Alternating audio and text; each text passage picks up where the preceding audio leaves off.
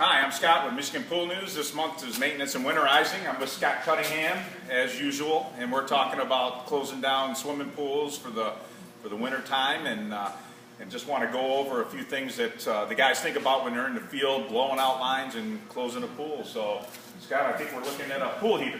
Yes, we are. When we winterize a pool heater, a few of the things that we take apart, while we're blowing the heater out is we always make sure we take apart this copper line going to the pressure switch to release any water in that line, because over the winter that will freeze and bust. Wow, there was water in it, wasn't there? Release the water out, blow that out until there's nothing but air coming out of it. After that blows out, because we want to force all the air through the quarter inch through that 1/8 inch tube, blow all that out, and then we come to the side of the heater. We have two plugs. As you see right now, one plug's removed. We remove both plugs, blow the heater out completely. Make sure the heater's water free. Usually if there's a pop-off valve on the other side of the heater, which on this heater there's a pop-off valve and a drain valve, we usually like to open both valves to prevent any water being trapped inside the valve during the winter and causing it to freeze and bust. All right, cool. Those are open, blow it out.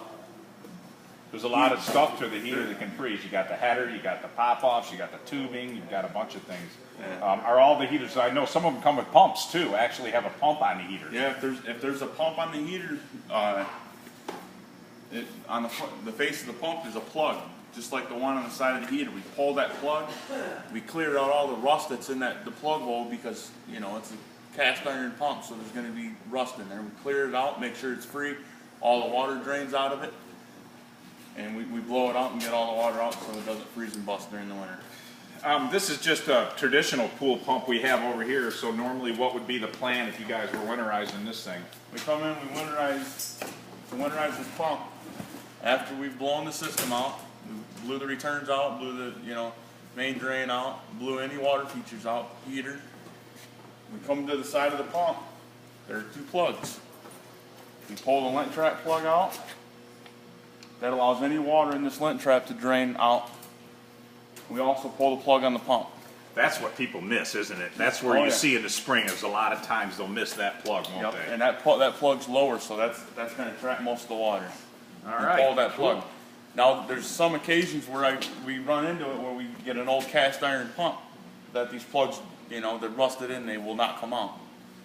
So in that case, what we do, we pull the lint trap lid, we dump a gallon or two of antifreeze in there to prevent any freezing of the water that's in there. We try to get most of the water out with a bilge pump, and we fill it up with antifreeze. Oh, cool, cool.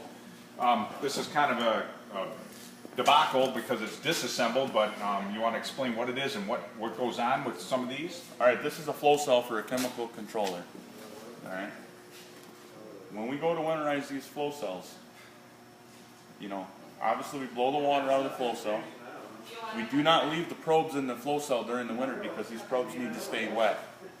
So what we do is we remove the probes, we install them in a salt water solution, instruct the client on what to do during the winter to store the probes. They need to store them somewhere warm so they don't freeze, and they probably need to keep so the water doesn't evaporate that you're putting in there, so it doesn't take off. Preferably something with a lid on it. But yeah, just keep them wet and warm during the winter. Keep water on them. That's important. If they're left dry, the sensors, they don't work the same. And they're pretty expensive. I think everybody knows they've bought enough sensors that they don't want to buy more. So the last thing you were going to show us is these are brand new packaged ones, but the Sacky tab feeder, you're going to show how you would winterize this in winterizing. During winterizing, just like any other pump that we deal with when we're winterizing, we blow the system out first. We take apart the heater, the pool pump, the lint trap, and we come to a chlorinator. A lot of chlorinators out there, they have a separate pump. In this case, there's a plug right at the bottom of the pump. Right here at the bottom, the little 1/4 inch plug. We pull that out. We remove that plug, After we remove that plug, we also take apart the union on the front side of the pump.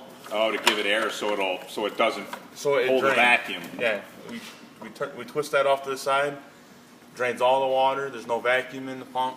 It releases all the moisture and it lets it dry out. Ah, cool. Well, thanks, Scott. Appreciate you telling us a little bit about winterizing, and it's always good. Thanks for viewing Michigan Pool News, and enjoy this month with the captain on the Model Aquatic Health Code and some of the other articles going in this month. They're pretty good. Thanks for viewing Michigan Pool News.